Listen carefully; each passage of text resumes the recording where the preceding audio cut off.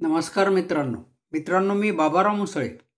सारं काही बाबाराव मुसळे या माझ्या यूट्यूब चॅनलसाठी मी दर रविवारी हे झालंच कसं या मालिकेत एक कथा सांगत असतो.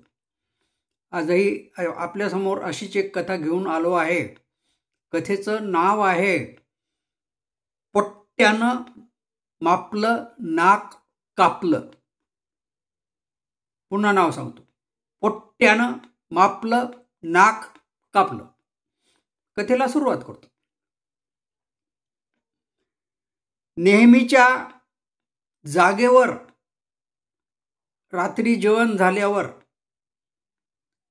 सत्या, रम्या, आणखी दोघं चौघं आणि त्याच्या संग विलास असे बसले. विलासची माय मरून आज 15 दिवस झाले.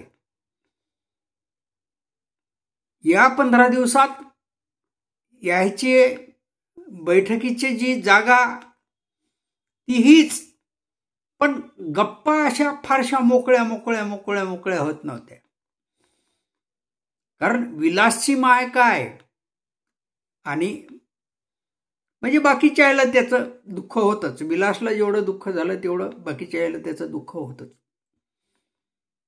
पण आज सत्य भलताच फरमात होता. सत्य आला, जरासा मागून आला. बाकीचे सगळे दोघं चौघं आधीच आले होते. आणि आल्या आल्या विलासला म्हणला, काय इल्या, अजून किती दिवस तू तुझ्या मायच्या दुःखात राहतले का? आता ही काय विचारायची गोष्ट आहे. विलासची माय कॅन्सरनं मरण पावली, झुरून झुरून मरण पावली. फारसं काही वय नव्हतं. विलास एकटाच वाणी तिने जातीला, दुसरं लेकरू बाळ नाही. आता अशा मायचं दुःख जर ते धरणार नाही तर मग काय कर. पण सत्य मात्र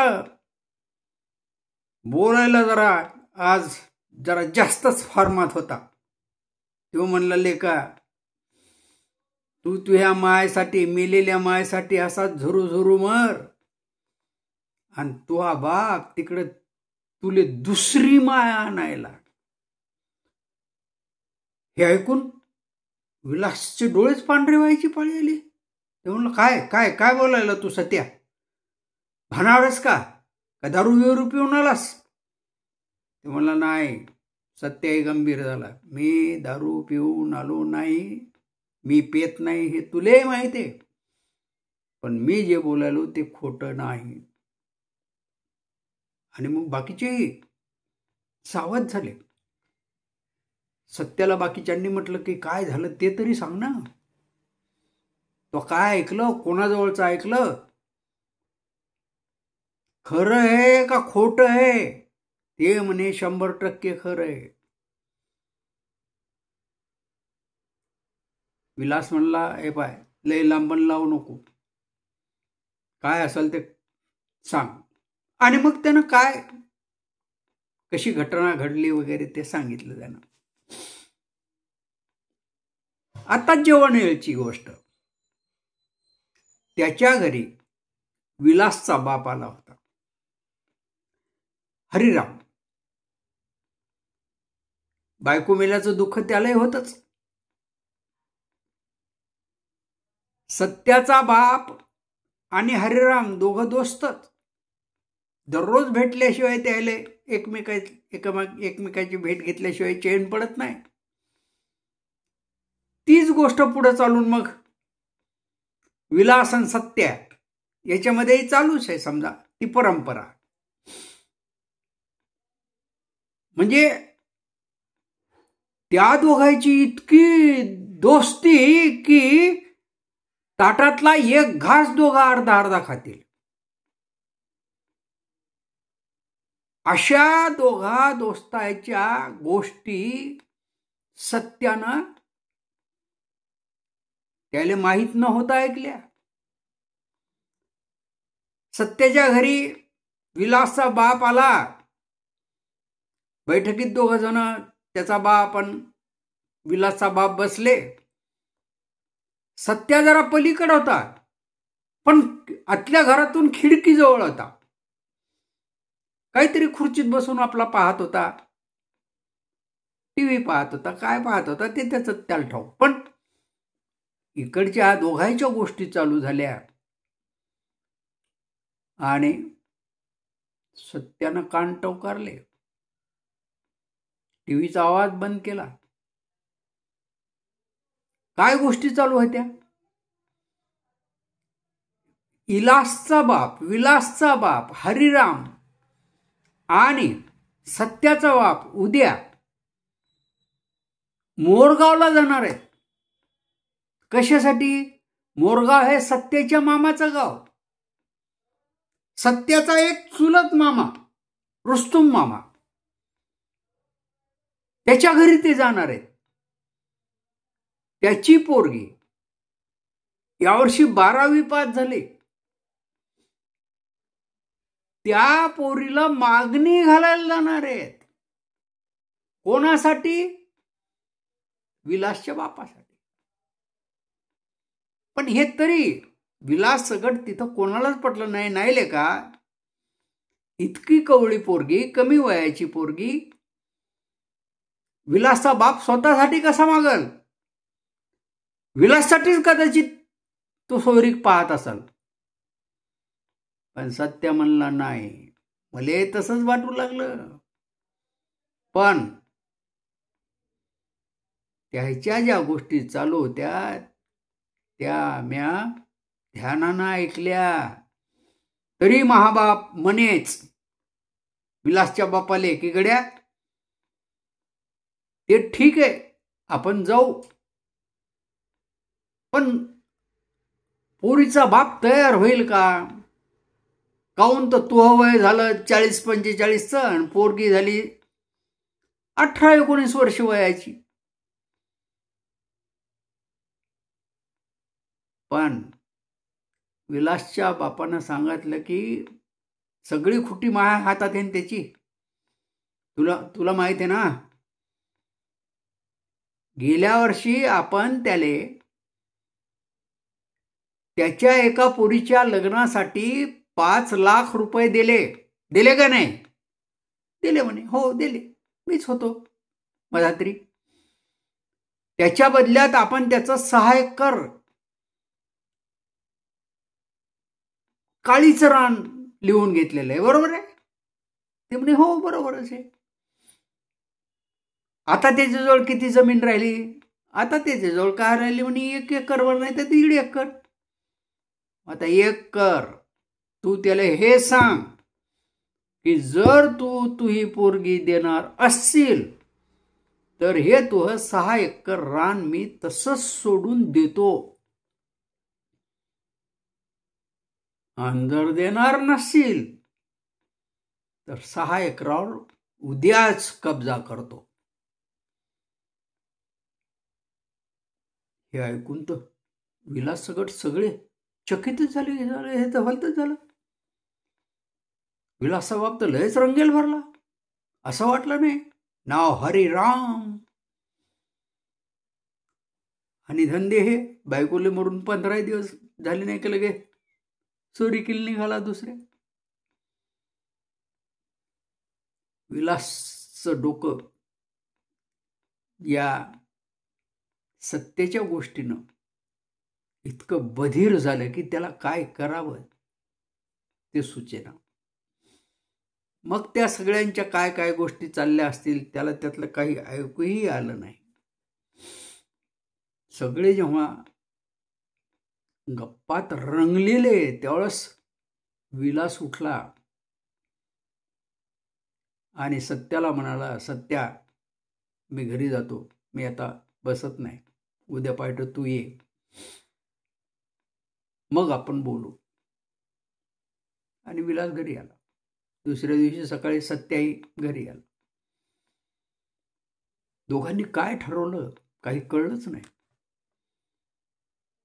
इकडं दुसऱ्या दिवशी हरिराम आणि सत्याचा बाप त्या गावाला गेले, मारेगावला गेले,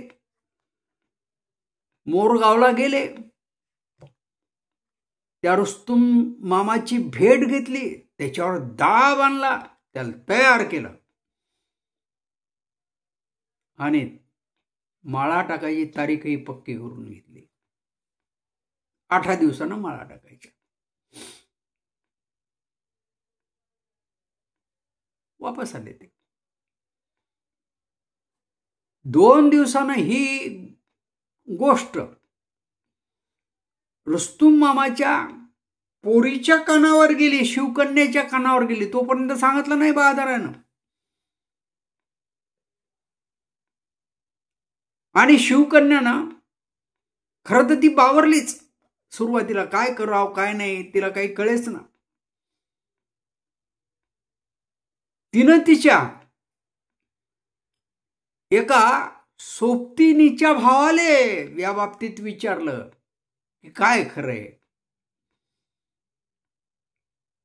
तोही म्हणे गड्या आपल्याला तर काही कल्पना नाही काय आहे ते, पण मी चौकशी करतो. कोणाकड? सत्याकड.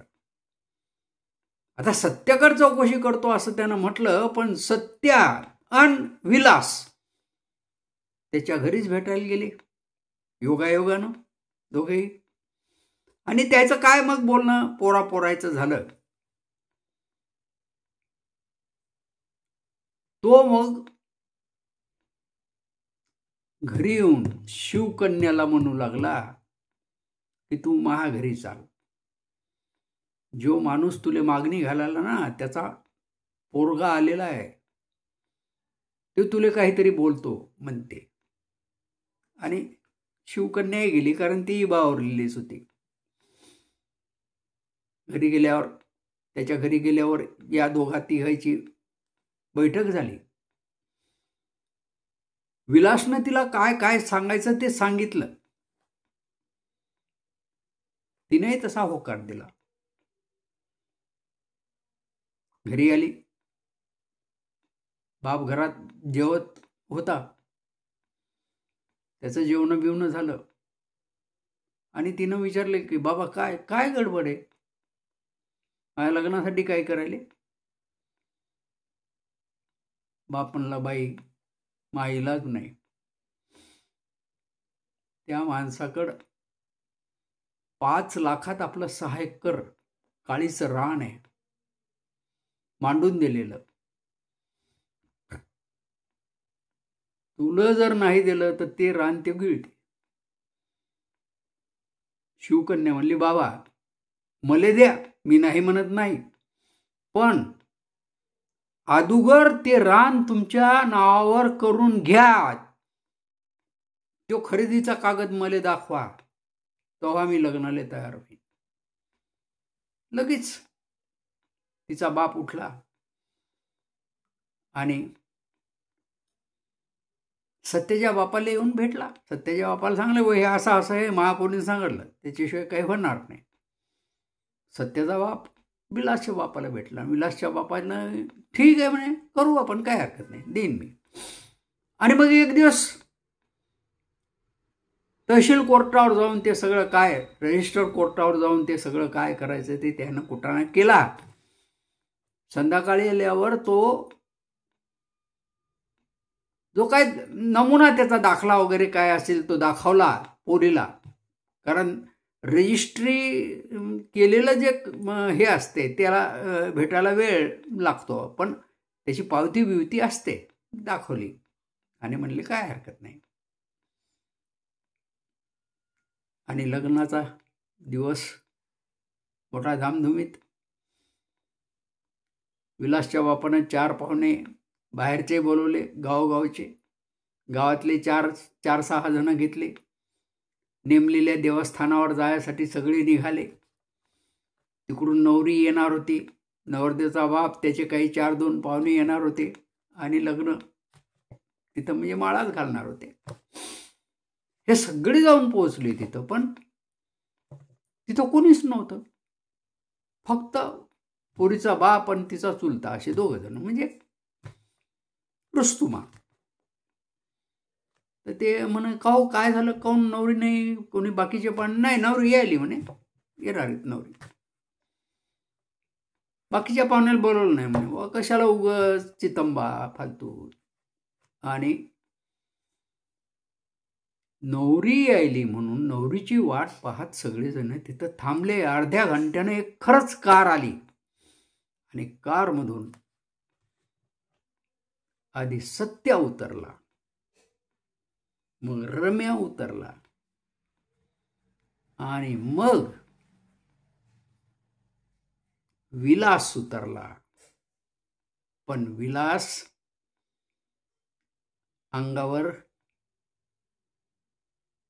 एक नवा रुमाल आणि त्याच्या पाठीमागच उतरली एक मुलगी, एक नवरी. विलास नवरदेव आणि नवरी मुलगी. आणि बापानं पाहिलं विलासच्या, के रे हे काय, हे काय. ते दोघंही बापाच्या समोर गेले आणि दोघांनी बापाला वाकून नमस्कार केला. तेव्हा बापाच्या लक्षात आलं की अरे अरे हीच पोरगी आपण पाहिली होती, हिच्यासोबतच आपण लग्न करणार होतो. अरे अरे अरे अरे. पोट्ट्यानं लेकानं आपलं नाक कापलं.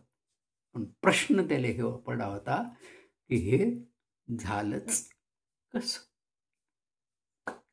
नमस्कार मित्र. नेहमीप्रमाणे लाईक करा, कॉमेंट द्या, शेअर करा आणि मोठ्या संख्येने सबस्क्राईब सुद्धा करा. पुन्हा पुढच्या रविवारी भेटू. तोपर्यंत